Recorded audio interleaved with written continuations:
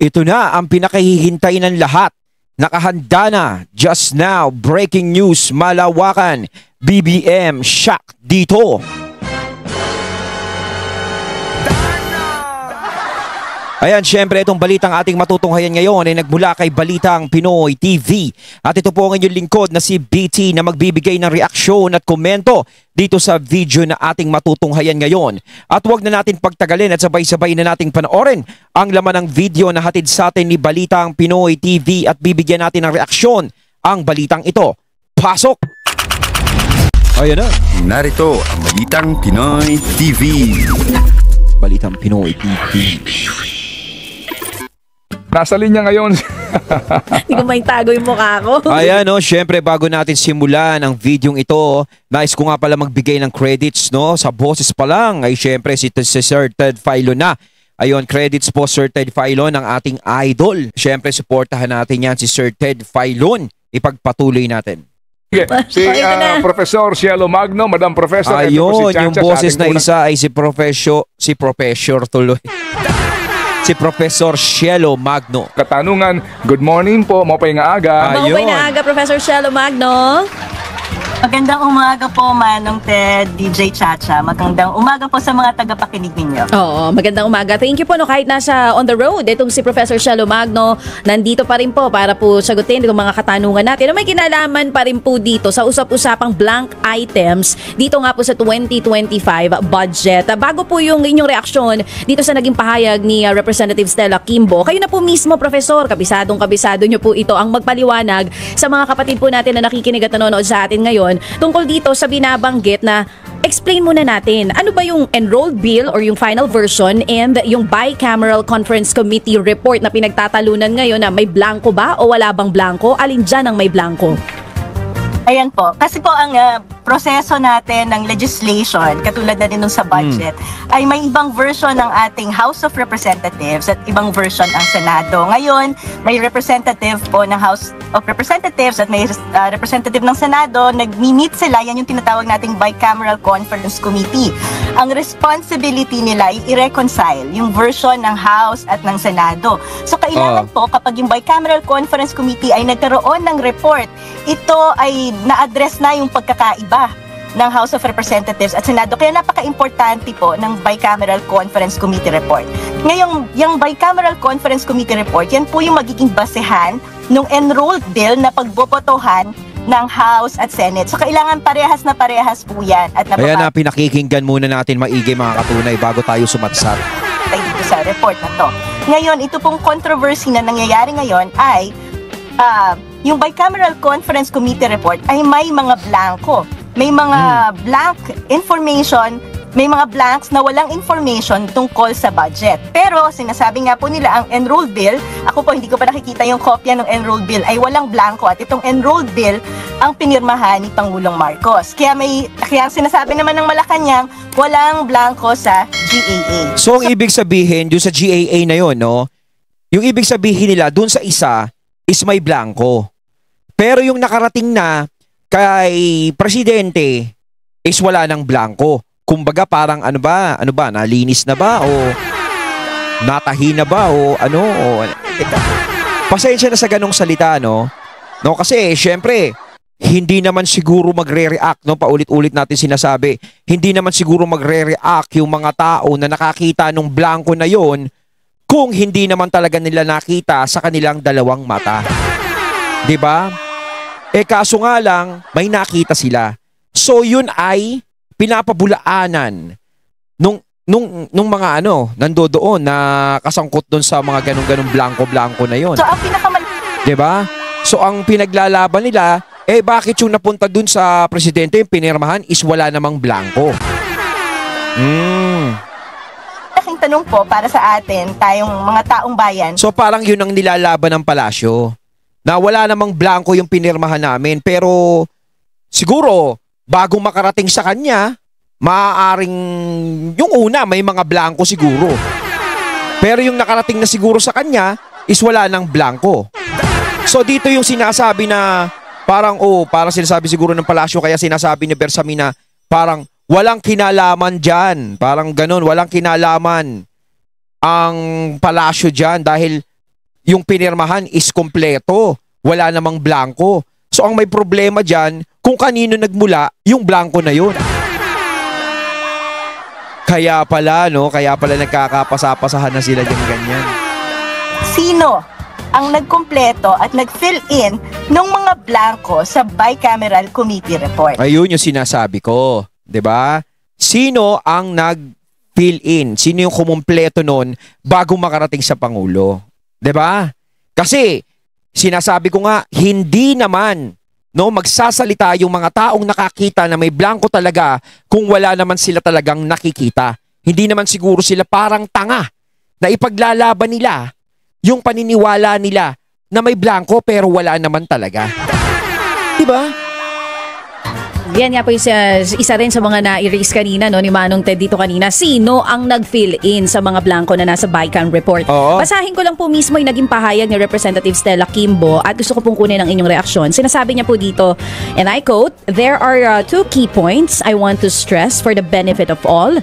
First, the enrolled General Appropriations Bill is complete with no blank allocations among its more than 235,000 line items.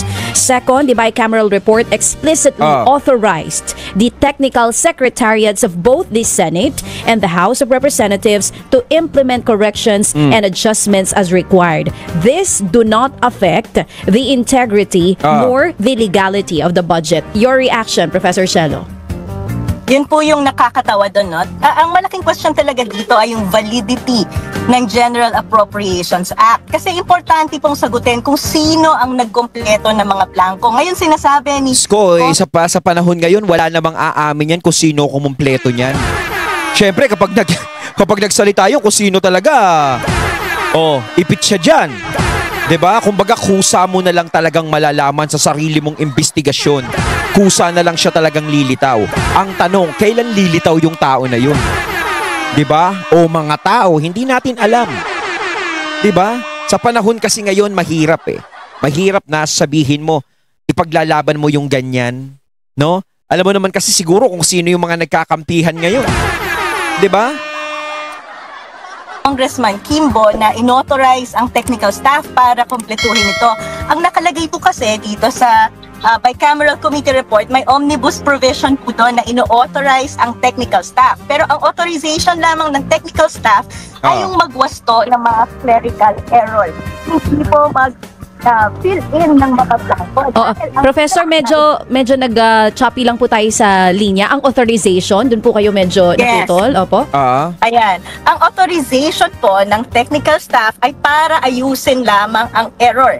Hindi sila authorized na mag-legislate at mag-fill in ng mga blanco sa budget. Dahil ang pag-fill in at pag-identify ng budget, ang tanging may authorization lamang dyan ay yung mga legislators natin. So mali po yung sinasabi ni Congresswoman Stella Kimbo. Pag binasa nyo yung provision, yung omnibus provision sa kanilang bicameral report, malinaw po na ang sinasabi lamang dito ay ayusin ang mga clerical errors.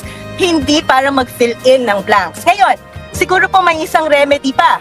Kung mayroong minutes of the meeting, ang bicameral committee report na pwedeng pagbasihan ng staff para kumpletuhin ang enrolled bill ay maaaring ilabas sana ng Kongreso, no? Ina-highlight po kasi talaga nito yung problema natin na napaka-opaque ng proseso ng bicameral committee. Walang accountability sa taong bayan, walang minutes, walang documentation kung ano nga ba ang pinag-uusapan dyan. Sana kung may documentation, maaari itong mag-guide sa staff. Pero wala rin naman tayong nakikitang mga minutes. Pero babalikan ko, ang pinakamalaking question dyan, sino ang nag-fill in ng blanks? At walang authority at hindi yan pwedeng gawin ng technical committee dahil ang may sole authority para bumuo at magkumpleto ng budget ay ang Kongreso natin. So parang sinususugan niyo po yung naging pahayag ni dating Senate President Tito Soto na hindi tama ito pong naging pahayag ni Stella Kimbo? Yes, nag-agree po ako sa dating Senate President Tito Soto na hindi tama yung naging pahayag ni Congresswoman Stella Kimbo dahil ang maaari lamang magkumpleto ng budget ay ang Senado at ang House of Representatives. Ngayon, kung may kulang po dyan sa mga items ng budget, dapat po talaga ay ibinalik yan sa Kongreso, hindi yung sila ang nagkumpleto dahil wala po yan sa mandato nila. Nako Technical staff ang nagkumpleto. Sila pala talaga ang may karapatan niya na magkumpleto. It goes back dun sa question kung valid nga ba ang General Appropriations Act. Dahil ang dapat nagkukumpleto niyan, Kongreso, hindi technical staff. Oo. So, So talaga ito, problema ng Kongreso to. Kita nyo naman, hanggang dito ba naman? Is talagang kayo talaga sa Congress talaga, kayo talaga, Lagi na lang kayong natuturo. No, lagi na lang kayong sikat. Lagi kayong nai-involve sa usapan. ito po ngayon sa naging pahayag ni Representative Stella Kimbo, meron pa Tapos nagagalit sila no. Ayan ang mahirap sa kanila. Naiinis sila nakikita. Kaso nga lang nakikita nyo naman, nakididinig naman natin na halos laging sila ang talagang pinanggagalingan ng problema. ka bang magagawa? Yun pong ilan para questionin pa rin yung kung ito nga bang General Appropriations for 2025 ay legal, yung dinaanang proseso? Yes po, maaari pa rin yan dalhin sa Supreme Court. Questionin yung naging proseso sa pagbubuo ng 2025 GAA. Yung proseso po at procedure, scope of work ng Bicameral Committee ay maaaring dalhin sa Supreme Court. Dahil may mga previous cases na rin po sa Supreme Court na kung saan na-discuss ang function at scope of work ng Bicameral Committee. So maaari pa rin po itong questionin sa Supreme Court. So ang grupo po ninyo, Professor Shelo, may balak po ba na dalhin ito sa Korte Suprema?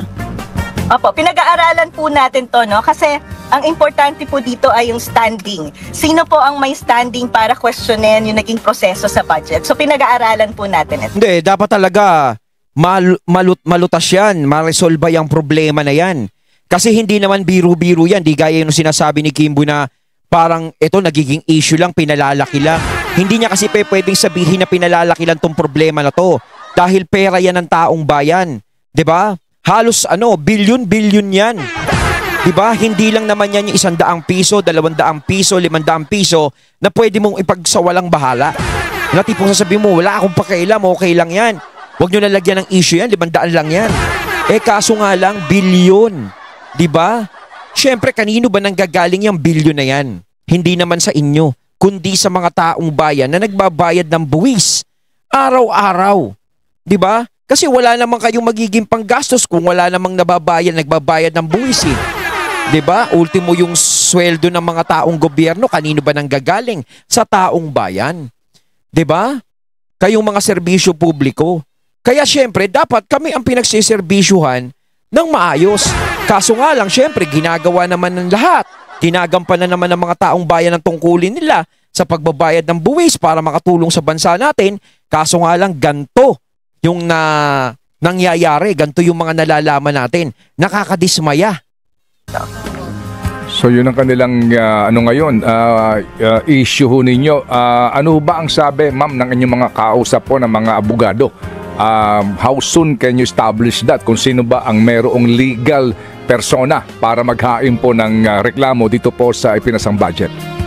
Alam niyo po tayo bilang taxpayers, ako ang paniniwala ko, bilang taxpayers ay may karapatan po tayo mag-demand ng accountability na nakikita ko rin po na talagang panahon na para kailangang malinawan at masusugan na kailangan mas maging transparent at accountable itong Bicameral Committee. Kaya pinag-aaralan po natin yan. Mahalaga din kasama tayong mga legislators para mag-demand sa mga colleagues nila na bigla na lang nagkumpleto nitong budget at hindi binalikan dahil nabawasan po yung karapatan nilang i-exercise yung pag-complete ng budget. Kaya hindi natin pwedeng ipagsawalang bahala na lang yan. 'Di ba? Kaya pasyensya na sila. 'Di ba? Kung eto ay hinahabol pa, eto yung pinag-uusapan pa hanggang ngayon. Natural, syempre tututukan namin yan para malaman namin ano na ba ang nangyayari sa mga ginagawa nyo, no, sa pera ng taong bayan. 'Di ba? Kasi parang ang nangyayari ngayon, parang wala namang nangyayari. Ano na ba? Ano na ba nagawa ngayon? Meron ba? Meron bang pinuntahan? Parang wala namang kaming nakikita, wala namang kaming nararamdaman. O siguro doon sa mga sinasabi nyo, sa mga ayuda-ayuda. Sino lang ba yung mga naaambunan ng ayuda na yan? At saka isa pa, hindi namin kailangan yung ayuda na yan. Kung kayo magbibigay ng tulong sa taong bayan, no? Kung ginagamit nyo dun yan, no? Kung kayo magbibigay ng tulong, ang ibigay nyo, yung long-term solution. 'Di ba? Hindi yung short-term. 'Di ba? Gagastos ka lang din naman sa taong bayan, lubos-lubusin mo na talaga yung pagtulong kung tutulong ka talaga. 'Di ba? Hindi yung ginagawa silang tamad. Kasi kung gagawin mong tamad yung mga tao, binibigyan mo lang ng binibigyan, walang mangyayari. O kaya lang naman tayo nagkakaroon ng bigayan dahil minsan magkakaroon ng eleksyon. Siyempre, para bumango yung pangalan. Diba? Yun ang talagang nagiging purpose nun. Yun ang parang nagiging hidden agenda nun. Pero kung ikaw talaga is, halimbawa, ayoko, hindi ko tumutulong ako pero labas ang politika rito. Gusto ko lang talaga tumulong sa taong bayan. Iisipin mo talaga yung long-term solution. Bigyan mo ng pangkabuhayan yung mga tao. Yung alam mong mga mahihirap na taong bayan na nangangailangan talaga ng tulong nyo. 'Di ba? Yun ang iisipin mo. Hindi ka magbibigay ng ayuda. 'Di ba? So, yan po ang mga problema natin ngayon. Opo, pero Professor, but going back kasi Sa dami kasing binibigay na ayuda araw-araw. 'Di ba? Kaya nagkakaganyan. O hindi ko naman sinasabi kung sino, hindi ako nagpipinpoint, 'di ba? Wala tayong pinipinpoint dito. No? Issue po ng fill in the blanks na ito, no, lumabas lamang matapos nga itong revelation ni Congressman Ungab. Pero originally po, dati na po natin pinag-uusapan yung question ninyo mismo, no, sa naging itsura ng budget, di ba, na mas malaki pa nga yung public works sa education. Kumusta na po yun, ma'am, yung pong inyong ginagawang pag-aaral para nga po ito'y maisampa na sa Supreme Court?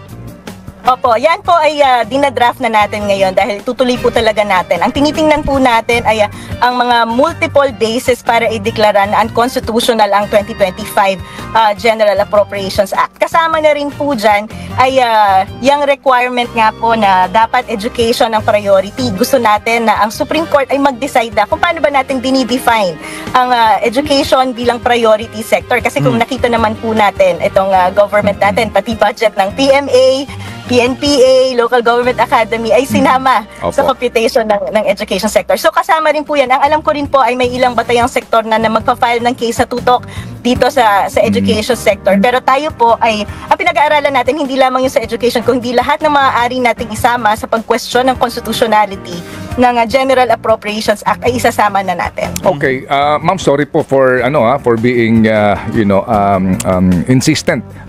Kailan yan, ma'am? Kasi ma'am, importante po kasi agad-agad na na maisampa di po mo, ma'am, kasi kung may problema nga para ma-hold kung sakasakali itong appropriation sa public works na ang laki nga po ng kinain. Opo. Malamang po mga within February ay maipasa na natin yan. Kasalukuyan na po itong dinadraft. Kasi po ang sinasama na rin dito, hindi lang yung sa February daw. Mabubulabog na sila niyan. Hindi lang yung sa education sector, pati yung zero subsidy sa PhilHealth, isasama na rin natin. Nako. Pinag-aaralan din natin kasi unti-unti po natin nadidiscover na yung mga yung mga special fund na kung saan dapat ay malinaw yung mga batas na nagtatakda na dapat ganito yung inallocate na budget, no? Pero binabawasan palagi ng Kongreso. So, yan pong mga tanong na yan. Lakas mag-cut ko. Kaya alam nyo kaya talagang gustong-gusto nila mawala yung mga Duterte. Yung mga taong galit sa Duterte. Kasi syempre hanggat nandiyadyaan ang mga Duterte, ang Duterte ang nagsisilbing tinik sa mga lalamunan nila. Kasi alam naman natin na mga Duterte galit sa mga ganyan. Ayaw nila ng ganyan. 'Di ba? Syempre pag nawala yung mga Duterte sa linya, wala na. Haya-hay na tayo. Pero hanggat nandiyadyaan, nagsisilbing tinik sa lalamunan nila yan. Lalong-lalo na si VP Sara, nababalitaan nila na malakas sa pagiging presidente sa 2028. Di ba? Lalo silang malalaglag sa banga niyan pag nagkataon. Kaya ngayon naiintindihan na natin talaga kung saan yung pinaghuhugutan nila ng mga ikinakaso sa Duterte. Di ba? Kaya sila nagkakaganon, kaya ayaw nilang tigilan yung mga Duterte. Kaya kita nyo naman ngayon, kung talagang sila, kung talagang may kasalanan ng mga Duterte talaga sa mga sinasabi nila, yung mga binibintang nila, pinaparatang nila, kahit na mag-e-eleksyon ngayon, dapat tuloy-tuloy pa rin yan. Kaso hindi Alam nila sa sarili nila na malakas yung mga Duterte sa mga tao. Diba kahit anong paninira, anong sinasabi sa mga Duterteng masasama, is hindi pa rin nagbabago yung paningin ng mga tao. So syempre parang kumambyo sila, naramdaman siguro nila yung ganun, na kapag tinuloy pa natin to, nako, mayayari tayo sa eleksyon. Diba? Naramdaman nila yung lakas ng mga Duterte. So parang inaamin nila doon na wala naman talagang ginagawang gano'n ng mga Duterte sa mga binibintang nila. Tapos nangyayari yan, yung mga ganyang nababalitaan natin sa ewan ko ba kung sino-sino mga Poncio Pilato yung mga nandiyadyaan na nagiging kasabwat niyan.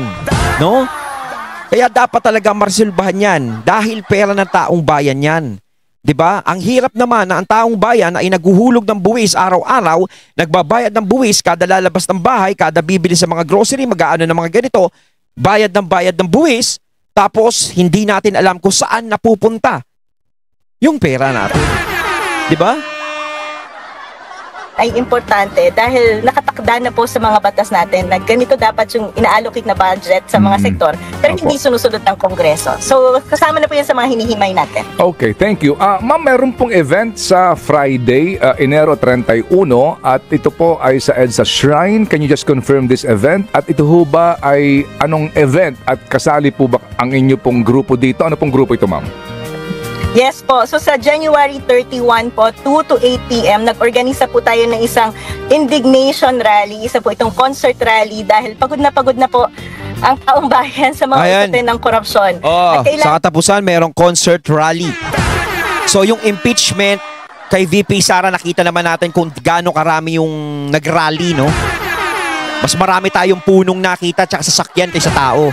So ito syempre, itong rally na to, makikita natin to. Dahil ito naman ay antay doon sa mga nangyayari ngayon sa bansa natin. Kumbaga, ito yung mga tao na may pagpapahalaga sa taong bayan at sa bansa natin. 'Di ba? Baka nga mas marami pa to kaysa doon sa nagrarally na pro-impeachment eh. 'Di ba? Kailangan po nating pag-igtingin yung mga karapatan natin bilang taxpayers para mag-demand ng accountability sa ating mga politiko. In-enumerate po natin yung mga panawagan. Kasama po dito yung pag-demand ng pag-file ng kaso sa Supreme Court dito sa General Appropriations Act na dapat ay inuuna ang interes ng taong bayan. Nagdedemand din tayo na i-abolish ang confidential fund. Nagdedemand tayo na i-disclose yung lahat ng recipient ng mga ayuda para magkaroon tayo ng people's audit. But at the same time, dinidemand din po natin kasi ang pakiramdam ko, specifically ako halimbawa po itong kongreso natin nakuha na yung pork barrel nila, lahat ng mga proyektong in-insert nila sa budget, inaliw-aliw ang taong bayan dito sa mga Quadcom hearings at saka mga public accountability hearings pero walang ginagawang pagkilos, no? So, dinidemand din po natin ang kongreso natin at si President Marcos na i-exercise ang kanilang constitutional mandate para gawin ang impeachment ni VP Sara at i-file na yung mga kaso na nababatay sa lahat ng mga ebidensya na inilatag nila dito sa House of Representatives. Kaya ang panawagan po natin dyan, panagutin ang lahat ng mga corrupt. So ito po ay mangyayari sa EDSA Shrine 2 to 8 p.m. Kasama po natin ang iba't ibang sektor sa programang ito. At ang steering committee po natin ay interfaith, tapos kasama po kami ni Justice Carpio at si General Rio. So yun po yung kasalukuyang interim steering committee. Dapat talaga papanagutin. Yan ang hirap sa inyo eh. No, yung kalokohan nyo, pinapasa nyo kay BP Sara eh. No, dapat talaga managot. 'Di ba? May tunay na salarin talaga diyan. No? Kayo mga katunay, sino ang tunay na salarin diyan? Comment nyo sa comment box. Ng citizens and clergy for good governance. Opo, may mga ngayon pa lang po ay nagpapakalat na kung ano-anong informasyon. Di po ba Professor, dito po sa rally na ito. Kesyo, ito ay pagsasanib pwersa ng mga komunista at ng mga, alam niyo na, iba-ibang kulay sa politika, kung ano-ano pong mga pinakakalat nila. Sa mga pangkaraniwan pong mga mamamayan, para lang mas maintindihan natin, ano ba ang importante ng pagkilos na ito para po sa kapakanan ng pangkaraniwan na mamamayan, lalo na po doon sa mga kasama po sa mga pumipila para sa government, sa mga GLs o guarantee letters, sa mga pumipila po para ho dito sa AKAP, pumipila po sa mga tanggapan ng mga congressman, mga senador o mga politiko.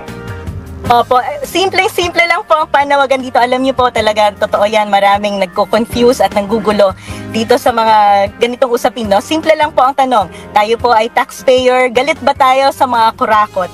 Lumalaban ba tayo sa mga korap? Yun lang po. At ang isang pangunahing panawagan dito ay ibalik natin yung dignidad ng mga Pilipino dahil sa patuloy tama. na pagbabayad natin ng mga tax, ang ginagawa naman po sa atin ng mga politiko ay ginugulangan tayo. Nakikita natin na yung kanilang Ang hirap nga ngayon no, hindi na patago, lantaran na. pagkilos ay yung mga kilos ng ating mga politicians, yung kanilang mga polisiya na isinusulong ay designed para manatili sa power ang mga korap. At tayo mga Pilipino, patuloy na binubusabos, patuloy na pinapanatiling Yun lang. mangmang at mahirap. Yan po ang nilalabanan natin. Labanan natin ang korupsyon at ibalik natin ang dignidad natin bilang mga Pilipino. Ayun, at ating natunghayan ng video na nagbula kay Balitang Pinoy TV. At syempre natunghayan natin ang boses na yun na nagbula kay Sir Ted Filon at kay Ma'am Shelo Magno. Ayan kayo mga katunay, anong masasabi nyo tungkol dito? Comment lang po kayo sa comment box. So once again, I'm BT and I'm out. Peace.